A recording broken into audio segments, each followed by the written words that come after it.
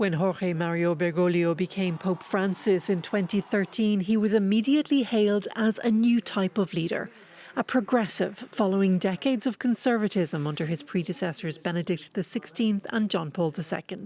And he seemed set to upend some of the long-time teachings of the Roman Catholic Church.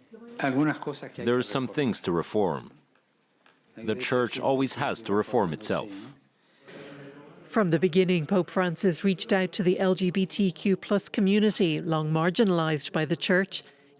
He said it was not up to him to judge them, and he was vocal in condemning laws against homosexuality. Being homosexual isn't a crime, it's part of the human condition. He continued to say no to same-sex marriage, but in 2023 approved blessings for same-sex couples, though he clarified that priests could bless the two people in the relationship, but not the union itself. While Francis criticised what he called gender ideology, which he said sought to erase differences between women and men, he broke bread with transgender people and said they should be accepted. The fact that Pope Francis is bringing transgender people closer to the Church is a beautiful thing, because we need some love. Francis did sometimes stumble.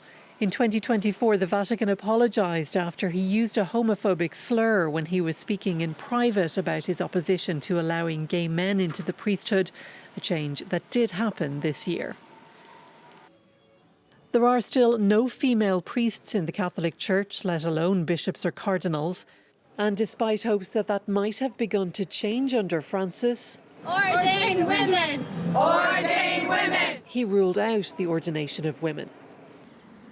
But during his papacy, women gained more influence than ever in the highest echelons of the Catholic Church. He appointed a number of women to senior leadership positions in the Vatican.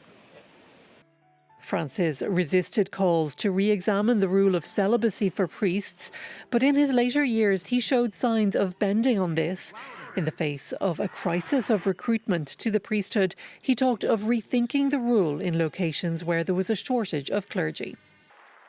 Marriage is sacred and divorce is impossible under Catholic law, but Francis called for more understanding, saying that Catholics who have civil divorces and remarry should not be shunned by the Church.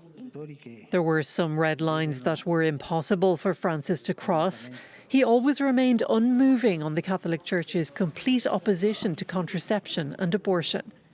Be sanctities of respect for life, proclaiming the sacredness of every human life from conception to natural death. He also reaffirmed the Church's opposition to in vitro fertilization and called for a global ban on surrogate pregnancy. A child is always a gift and never the object of a commercial contract.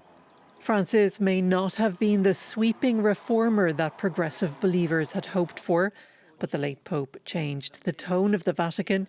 He helped people who once believed the Catholic Church had no place for them to feel more welcome. And he pushed the institution to live up to the meaning of its name, the Universal Church.